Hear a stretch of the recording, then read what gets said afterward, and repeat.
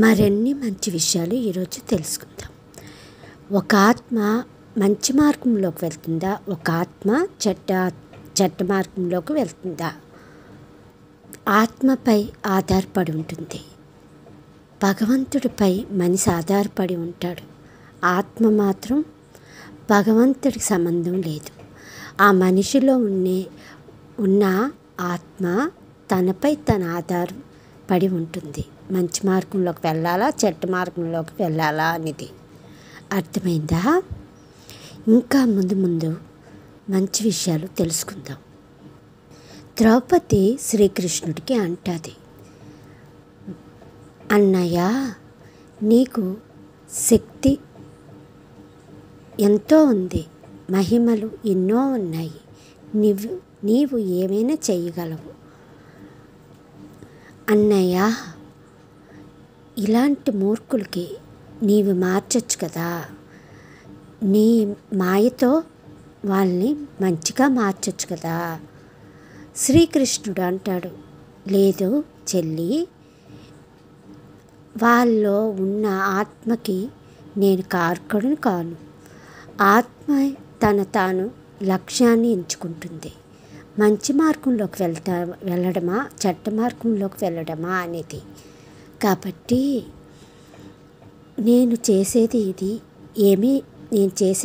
ఏమీ లేదు అని శ్రీకృష్ణుడు ద్రౌపదికి చెప్తాడు.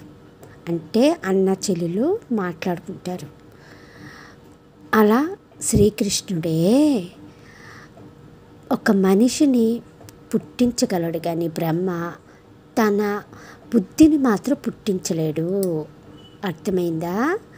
ఇక్కడ అది భగవంతుడు చెప్పేది అదనమాట. అందుకే పాపాలు పుణ్యాలు రెండు ఉంటాయి. ఒక మనిషి పాపం చేస్తాడా, పుణ్యం చేస్తాడా, ఆ మనిషి పైన ఆధారపడి ఉంటుంది. చెడ్డ మార్గంలోకి వెళ్తాడా, మంచి మార్గంలోకి వెళ్తాడా అనేది. అర్థమైందా?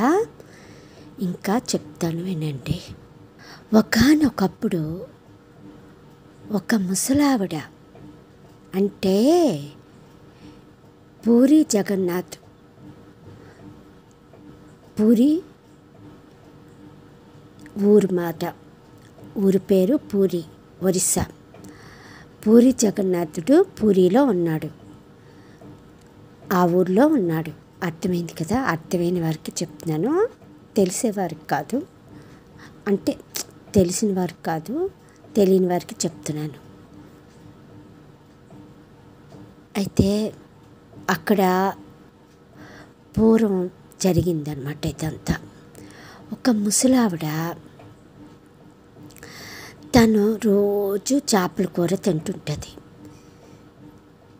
అయితే జగన్నాథ్ టెంపుల్కి వెళ్తుంది అనమాట.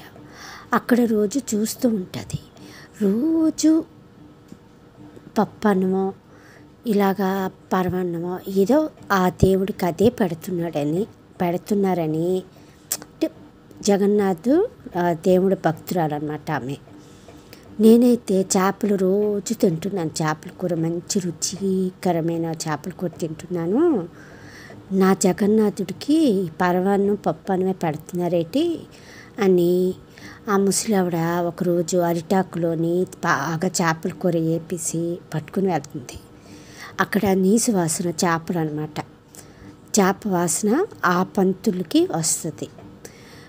పూరి జగన్నాథుడు దగ్గర పూజించే ఆ పంతులకి, నువ్వేటి ఇంత పాపం పని చేసావు, చేపల కూర పట్టుకొస్తావా, నీ చేపల కూర వాసన వస్తుంది నీ దగ్గర నుంచి, తిప్పు చూపించు అంటే అప్పుడు వాళ్ళు జబర్దస్తిగా లాక్కొని అది ఇప్పు చూస్తారు.